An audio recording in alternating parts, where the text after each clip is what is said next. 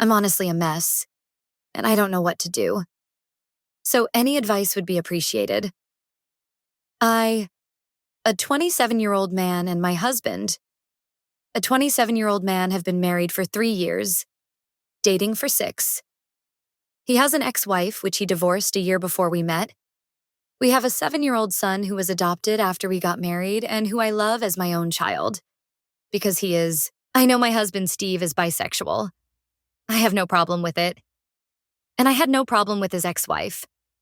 Allison, also fake name. I did have a problem with his family, as they're a bit homophobic and are always telling Steve he should get back together with Allison. Well, 2 weeks ago, we were at his family's town because it was my son Jack's fake name birthday, and we wanted to spend it as family. My mother-in-law decided it would be a good idea to invite Allison, so she arrived in the middle of the party. I didn't want to ruin Jack's birthday, so I stayed quiet. I spent all my time with Jack playing with him and his cousins at his request. When it was time to cut the cake, I noticed Allison and Steve weren't there, so I went inside and looked for them around the house. I found them in Steve's old bedroom taking their clothes off. I stood there in shock for a moment, but then I left and went back to celebrating Jack's birthday. Part of me wanted to scream and cry, but I also was in shock and I refused to make Jack's birthday about me. We cut the cake and opened the presents. People were already leaving when Allison and Steve came back. Steve took me aside and started saying that I shouldn't have cut the cake without him present. And it was disrespectful. I stared at him and just said, "I'm sorry, I just thought you'd be too busy getting into your ex-wife's pants." He got quiet, so I took Jack and left the house to go back to the hotel. Once I put Jack in bed and made sure he was asleep, I locked myself in the bathroom and broke down. I called a friend and he tried his best to console me. I only calmed down in the morning when I took Jack for breakfast because I didn't want him to see me like that.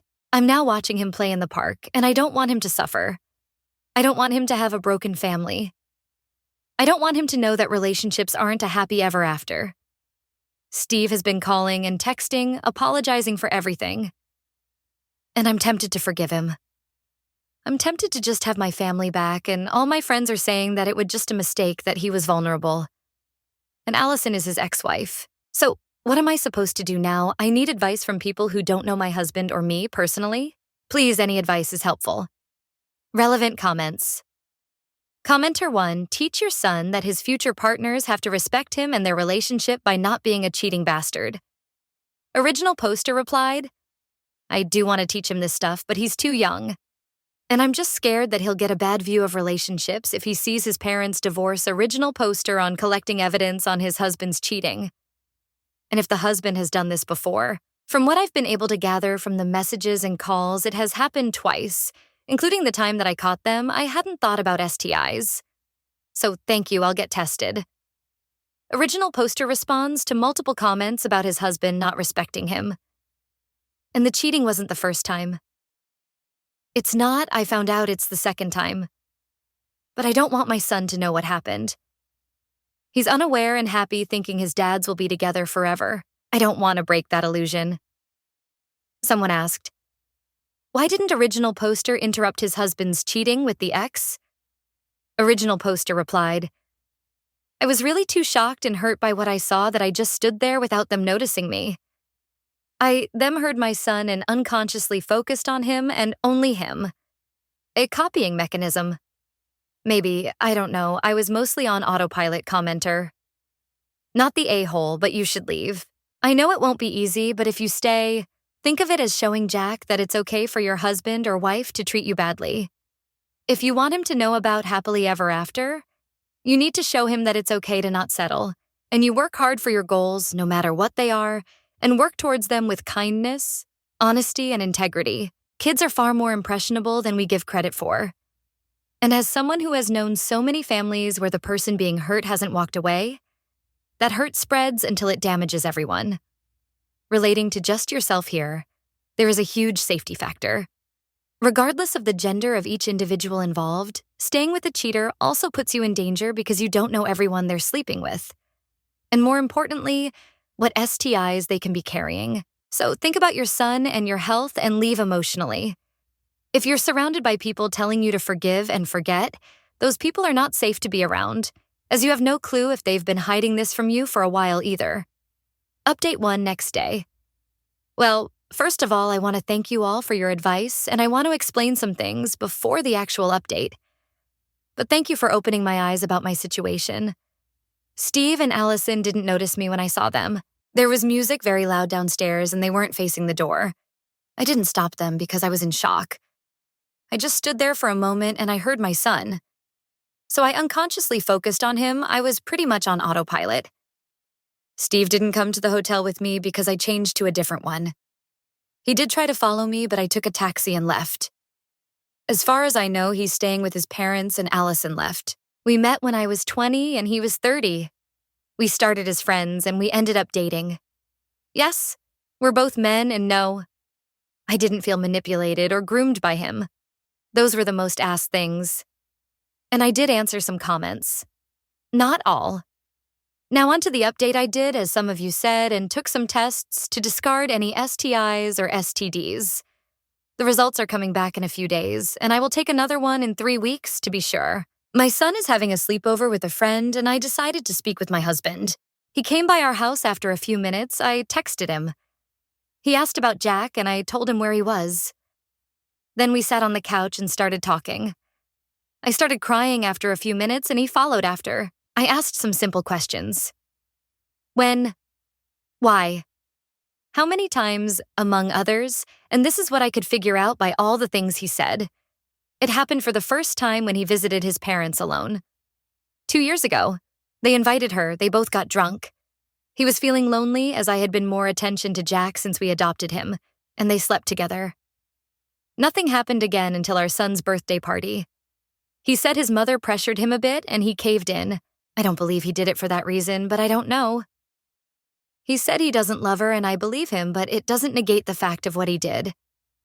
After talking for a while, I told him that I wanted a divorce. He started sobbing and begging for another chance, but I told him that I can't give him another chance because I wouldn't be able to trust him again. And I don't want that in a relationship. He kept crying and begging for another 30 minutes until I told him that we have to think about Jack and his well-being, that we could stay friends D's and co-parent him. He got mad, really mad. He started yelling that it was all Jack's fault, that we shouldn't have adopted him, that he's the one who's getting between us. I was crying and really scared. I had never seen him this angry. He hit the table and stormed out of the house. I called the house where Jack is staying at and told them if Steve shows up there, they can't open the door. After the little episode, I was scared that Steve would try to hurt Jack. I called my friend again, Thomas, and told him everything that happened. He came by and is staying with me until I'm better.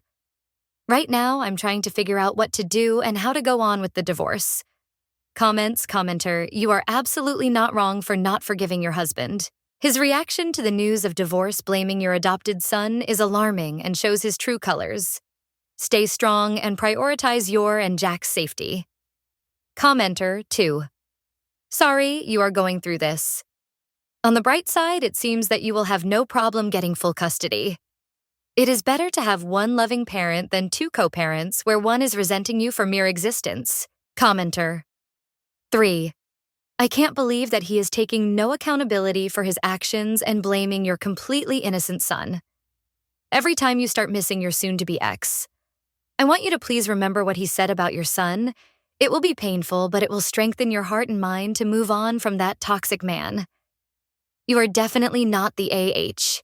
Keep striving for a healthy, happy new relationship for you and your son. Update 2. 11 days later. Hi again. Sorry for taking so long to update, but it's been a chaotic week and I'm pretty shaken up, but I'll try to summarize it. My husband has been showing up at my work, following me and calling me from burner phones. I was afraid he'd go after Jack like many of you said he would, but he didn't. He said a lot of stuff, but I'll try to write the important things. He said that he missed when we were just us, that I stopped paying attention to him when we adopted Jack, that I wasn't his anymore. He said that he missed how dependent I was on him. I was very insecure when we met, but I started working on my issues when we adopted Jack because I didn't want to be a bad example for him. When we got married, I used to get sick all the time. I was weak and tired, so he would take care of me 24/7. The doctors couldn't tell what was wrong with me. And I didn't get better until a bit after we adopted Jack. I guess that dependence, it's what he missed. Yesterday, he followed me to work and started screaming that I was his and that we made vows to stay together. We had to call security. And he waited for me next to my car. I panicked and took a taxi home. He keeps messaging me and showing up to our house. I took a few weeks off work to be with Jack, although he's taking this better than me. I made an appointment with a therapist for him, and when the divorce is finalized, I'll go to one myself. I've been debating what to do, so I'll update when something happens. Comments. Commenter. It's good that you're prioritizing Jack and your own mental health by seeing a therapist. You deserve to feel safe and supported. It's wild how some people can't handle change, right? Your husband seems to be stuck in the past, and it's not fair to you or Jack. Just remember you're doing what's best for both of you, and that's what truly matters. Final update. Hi guys, this is the final update for anyone who is interested. I'm only doing this update to give it some closure, and because some people messaged me to ask for it. So here it is. This has been a really difficult time, but I'm almost divorced. I have primary custody of Jack, and I've got a restriction order against Steve and Allison. I'll try to be quick, but a lot happened. So after I made the post, Steve kept calling and stalking me. I didn't know what to do until I started packing Steve's stuff, and I found a box of pictures of me before we met, like 3 or 4 years before we met while he was still married to Allison. I never knew why they got divorced. He just said it was too painful to talk about, so I never asked. But I swallowed my anger and sent Allison a message to ask her about the pictures. And she told me that they got divorced because she saw him stalking my Facebook several times and found the same box I did. He called it an innocent crush and curiosity, but she thought he was cheating on her and they got divorced a year later. He met me, but Allison always thought that I was the side piece. I read a few comments saying that maybe I was sick because he was making me sick. I don't know if that's possible. I don't really know. I mean, the illnesses were bad enough to make me stay in bed like having a bad cold. But I don't know. I stopped digging. After I found the pictures, I confronted Steve without Jack in the house. And he seemed, I don't know. Proud, he kept smiling and saying that all he did was for us, that it was love at first sight. And we were destined. He was just making sure it happened. Apparently, we had met before we became friends. I remember meeting him at a party through some friends, but we met before as teenagers. He and I lived close by towns, and my school made some trips to the towns nearby, and we met on one of those trips. We were something like friends, but only for a summer because he went to college, and I soon forgot about him, but he found my Facebook and the story continued. I was horrified, to say the least. He tried to console me and tell me that it was fine that he did it out of love, and that if only we hadn't adopted Jack, everything would be fine. I was bawling my eyes out.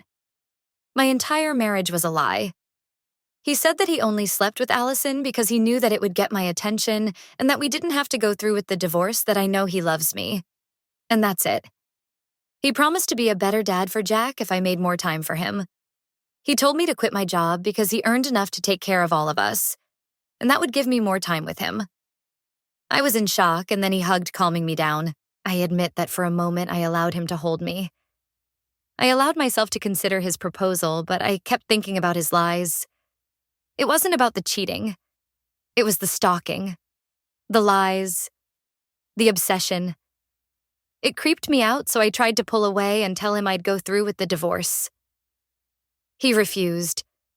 He hugged me tighter and screamed that I needed him, that he could protect me, he could take care of me, he could save me, that I was his husband. And only his. I was terrified. I slapped him and pulled away, yelling at him to get out of my house. He just kept screaming and holding on to me until a neighbor heard the commotion and called the police. I filed a restriction order and been taking care of Jack since. During the divorce proceedings, Steve asked for 50-50 custody, which surprised me because in all this time he hasn't cared about seeing Jack. But I later found out that it was only because he would get to see me and talk to me regularly. He's been contesting every single thing about the divorce, trying to make it last longer than it has. And it's been working. He offered to give me child support. Even though we have 50-50 custody, he allowed me to keep the house and other stuff. So that's what's been going on in my life. The only happy thing that happened was Halloween. Jack insisted on dressing up as Spider-Man, and me dressing up as Tony Stark. So we did, and I took him trick or treating. It was the most adorable sight ever, and I knew I made the right choice with him and Steve. I'm sorry for such a long post, but this will probably be the last update. Thank you so much for the advice and for hearing me rant. Relevant comments. Commenter 1, how did you meet on a school trip as teenagers when your husband is 10 years older than you? If it was the summer before he left for college, weren't you 8 years old? Original poster replied, no, he was already in college, he just left again.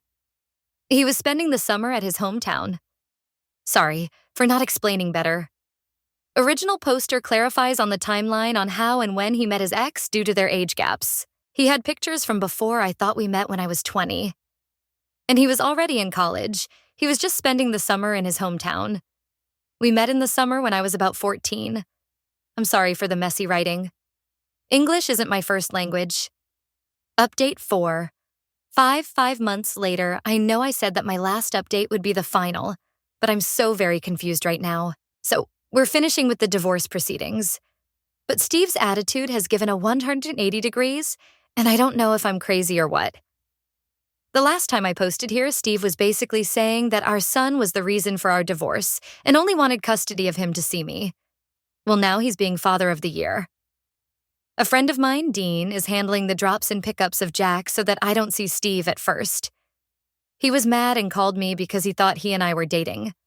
Then he didn't care. Now I thought that he would treat Jack badly, and I kept a very close on him. Asked him questions about his father, how everything was going, etc. Jack told me that he's been acting like the perfect dad. He's nice, he plays with him, helps him, and is completely different from before. I have talked to Steve, and he told me he was going to therapy, which I'm happy for. And he has messaged me, apologized, and told me that we should try couples therapy. I declined. And he hasn't asked again, but he wants us to meet up at his house tomorrow to discuss everything that happened. He said it was part of his therapy. I haven't gone to therapy. I can't afford it right now. But Jack is... I can't say I don't miss Steve because he was a great partner and husband before everything went down, but I don't trust him after all that happened. So I don't know what to say to him tomorrow or how to express how I feel about it. Is it wrong to miss him? I mean, this whole thing happened because he slept with someone else. And I know that he hasn't seen Allison and won't be seeing her again because she's also done. Should I just move past it? Jack is also saying that he misses the three of us together. He's cried to me about it more times than I can count, and asks why. I can't forgive his dad. What the hell am I supposed to do? To feel it's a short update, I guess that I'm just trying to vent without judgment from the people I know and give an update to those who asked it. Thanks again for all the support I received in my other posts. Top comments, commenter 1. It's love bombing. He knows your child is your priority. And so that's what he's targeting. My ex cheated and was a diagnosed sociopath. Intimacy addict. To prove he'd changed, he joined Intimacy Addicts Anon to show he had changed. Even sent me a photo of his 1-month chip. I told him I'd never take him back regardless. So he never went back again and told me that he'd wished he'd given me an STD. I was pregnant so that I'd have a effed up kid so that no one would ever want me. Love bombing isn't sending gifts. It's knowing done so well that you can target them to get what you want. Commenter 2, I would be very careful right now. He's acting like father of the year, which is out of character for him. He knows what you value. And it's Jack. So he's doing everything to win you back by being the best dad to Jack. He even has Jack asking you why you can't forgive his father. I would be wary that he's coaching Jack in small ways to try to win you back. This is either genuine or a master plan. The way he acted before about you being his makes me think it may not be genuine. I would stay in the line you're currently in and just monitor the situation, because the last thing you want to do is cave only to realize it was all fake. He even told you before that he cheated because you were not paying enough attention to him. So what happens if he feels like that again? Green light for him to sleep with someone else? I wish you all the best. Update me, commenter 3. Please don't go back. You were scared. He followed you. You feared what he would do to your child. You feared your safety. My ex did a lot of the same stuff, and it's been 10 years and he didn't get better. And no, not cheating. The obsession. It's creepy. Once I was gone for over a year, more and more kept happening, or becoming clearer. How old were you when you first met or in the photos? Because that's insane.